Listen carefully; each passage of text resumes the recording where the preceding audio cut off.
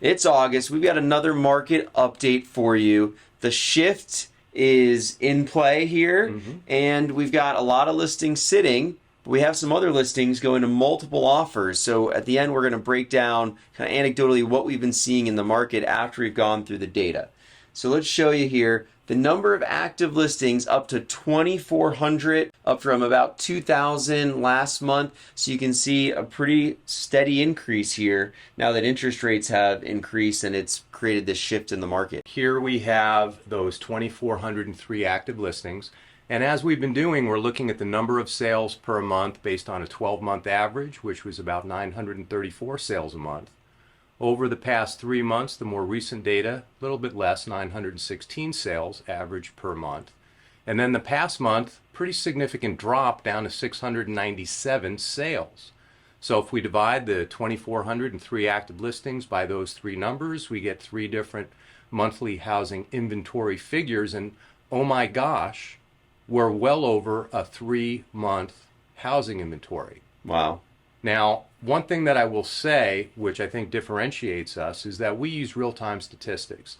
If you take a look at the national, even the local media, typically their monthly housing inventory is going to be based on the 12-month average number of sales per month. And you can see the 12-month average is measurably higher, 934 versus 697. That higher number of sales per month is going to depress the monthly housing inventory to a lower number. So we're actually saying that the housing inventory is significantly higher than what the national and local media is reporting. Don't be alarmed though, because we have some inside information on what that actually means.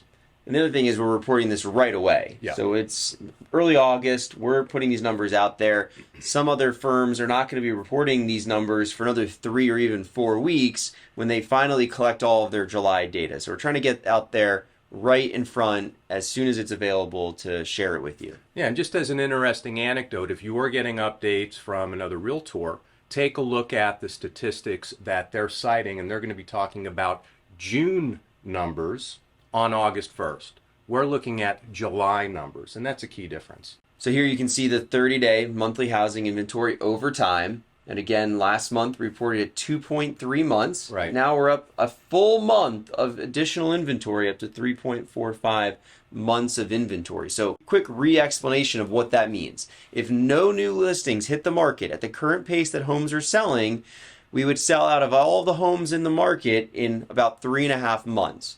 It was, if we look back to early this year, a half month, 2 weeks, meaning the pace that things were selling, every home would be sold in 2 weeks, Right. and now it's 3.5 months. Here we're looking at the number of sales, the demand side of the equation. We have roughly 700 homes sold, which is a huge drop from last year, a 42% drop from last year. And you can see as you look back at previous years, lower than any of the last 5 years, even going back to 2017 when there was only 1,100 homes sold. Very healthy market for the last 5 years. So this is a big change. You can see the demand side of the equation has really dropped, and you'll see that more as we get into the supply barometer. This goes back to what we talked about, I don't know if it was last month or 2 months ago, kind of predicting what was going to happen here.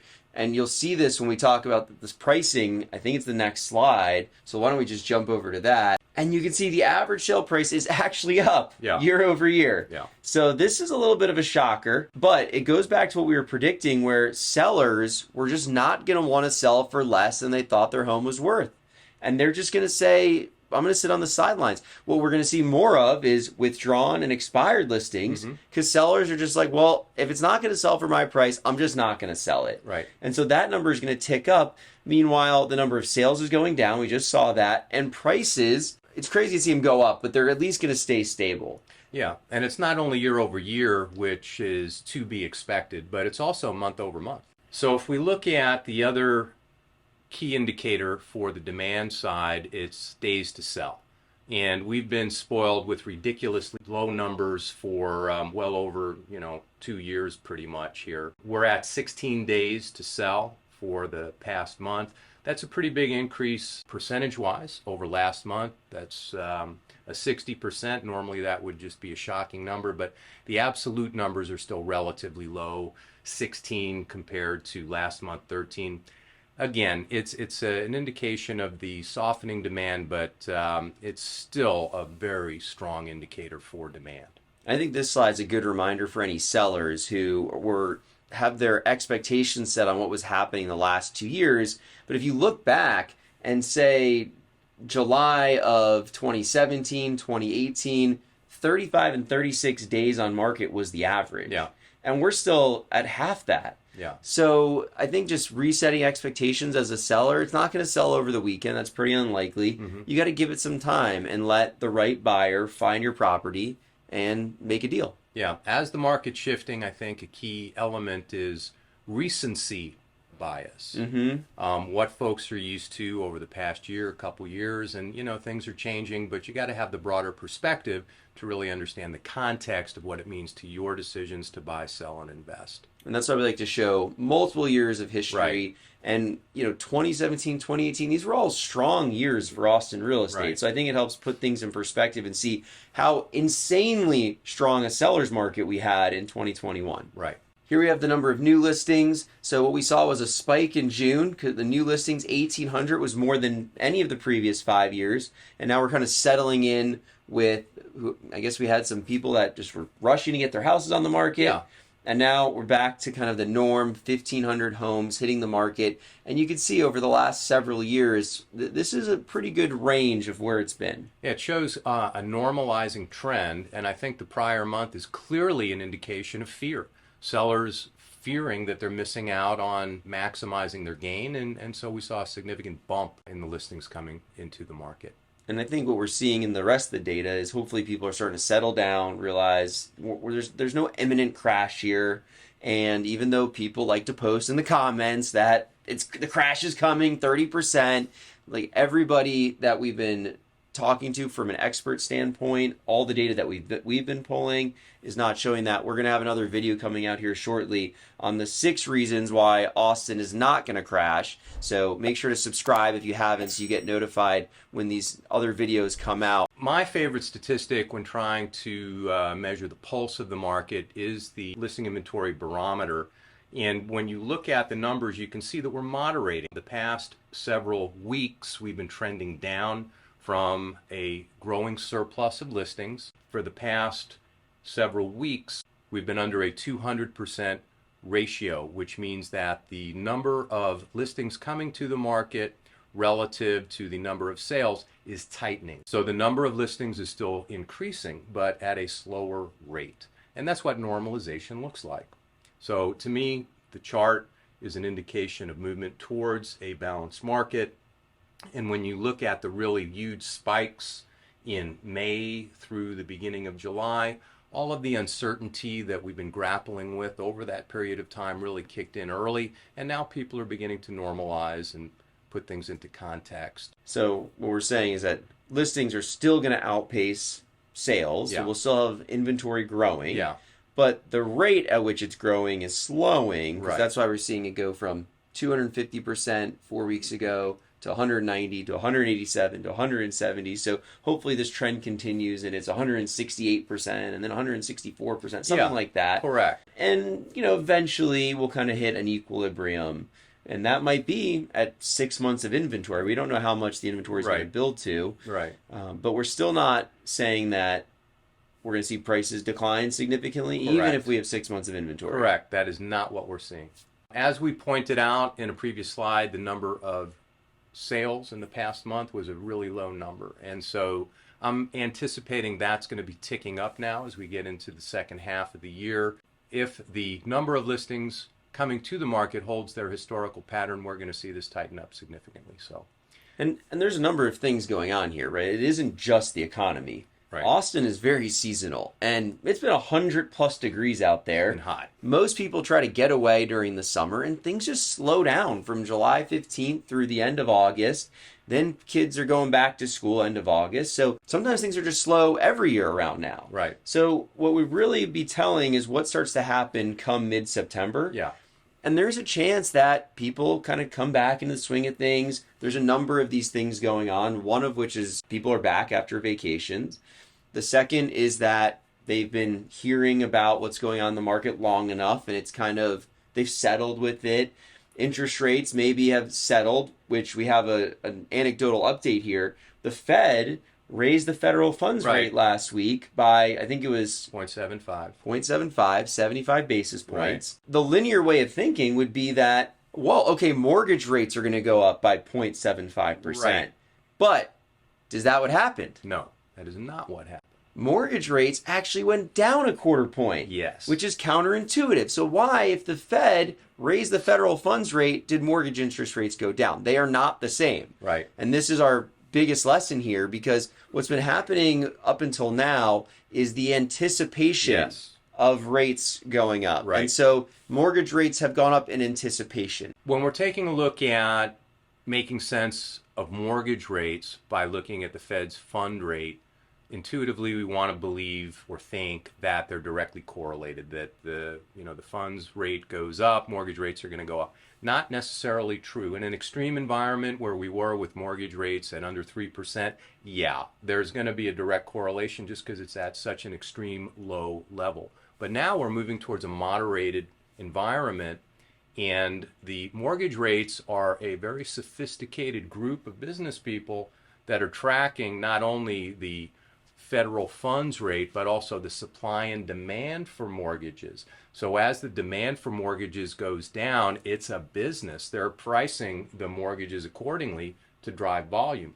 That's point number one. The other key point, the mortgage rates are a forecasted present value. So when we have language coming out of the Fed of significant rates of even 100 basis points, those get factored in immediately. The mortgage market doesn't wait for that to happen to factor it into their pricing. It's an anticipated future event. So there's a lot going on here. Bottom line is mortgage rates haven't gone up in the past several weeks. They've gone down. Yeah, so the important thing is, if you're a buyer, talk to your lender. So we have recommendations for lenders. We'd be happy to connect you with some lenders, and you can talk directly about what the rates are, what that looks like for you. Maybe there's some options like an adjustable rate mortgage. We have a buyer's guide of how to buy during uncertain times. It's coming out soon. Check the link below and register. So when it's ready, we'll send it to you. If it's currently ready by the time you're watching this, it'll be emailed to you directly right away. It's a 14-step guide onto how to buy in uncertain times. One of the things is to look into an adjustable rate mortgage. Right. In the last 2 years, it has not made sense because the discount for an adjustable rate mortgage wasn't good enough. It was an eighth, a quarter of a point. You should just go 30-year fix if that's the case. As it starts to be a 0.75% difference, and maybe for your situation it is, that's where I think it starts to make sense to evaluate an adjustable rate mortgage. And if you want more information on what that is, reach out to us. We're happy to talk to you about that, connect you with the lender who can also explain it in more detail. Let's talk a little bit about some of these situations where sellers have had multiple offers despite many listings sitting and sellers getting worried. There are listings that have had multiple offers. Mm-hmm. And I think the trend we've seen with a couple of these deals here in the last 48 hours that we've been involved in that went to multiple offers is prime real estate. There's always real estate that's so desirable. It was really hard to come by the last 2 years. And when these properties, these deals pop up, buyers still want to get in on them. And there's multiple buyers waiting for those properties. And they're seeing this little bit of a slowdown as an opportunity to get that key property they've been looking for. Yeah. So the properties either are just prime locations that are hard to find. The numbers are solid on these properties in terms of investment. And so those properties are still selling at a premium. We're seeing a lot of demand for prime real estate and development opportunities that make sense. That is a leading indicator of the residential market, which is more of an emotional-based decision. And we're seeing some real stability on some of the forward-thinking investment opportunities that popping up right now. Buy on fear, ladies and gentlemen. Buy on fear. That's the message. Yeah. Old Warren Buffett, yes. He's famous for saying that. I think even before that, Rothschild had a very similar quote, so you can Google those. Some of these investment deals are developers, and they have a long time horizon. They don't care what's happening the next year or 2 years. They're looking 3, 4, 5 years down the road saying, this is the biggest boomtown of our generation. One of the themes that recurs is that you guys are real estate agents. Of course you're going to tell people to buy real estate. But the bottom line is we put our money where our mouth is, and we are actively investing in development deals and other opportunities. So it's not just sitting here talking, telling people what to do. It's actually walking the walk, not just talking the talk. Yeah, and I will say on that note, I got a construction loan just a month ago in the midst of the height of this fear and saying, look, I feel confident in this market. I'm willing to sign on the note for this pretty significant, thank you, construction loan and continue to move forward on these projects because I'm confident that the market, whatever happens the next year, looking forward, this is going to be the strongest real estate market in the country. And I feel good about that. If you disagree or agree, leave a comment. And if you'd like more information, watch our next video. We love the comments. We've been responding to nearly all of them. So please, if you have a question, go ahead and throw it in there. We're happy to hop in on and give you an answer. Thank you for joining us on this month's market update. Make sure to subscribe if you haven't. Liked the video so it helps the algorithm and more people can find this video because we really pride ourselves on putting out really quality information, statistics for you guys, and so that'll help other people in the market find it. Share it with a friend if you like it, and don't hesitate to reach out if you're thinking about buying or selling. You can click in the banner and schedule a free consult directly with one of us to talk about your needs when it comes to buying and selling. Thanks. Talk to you soon. Thanks, everybody.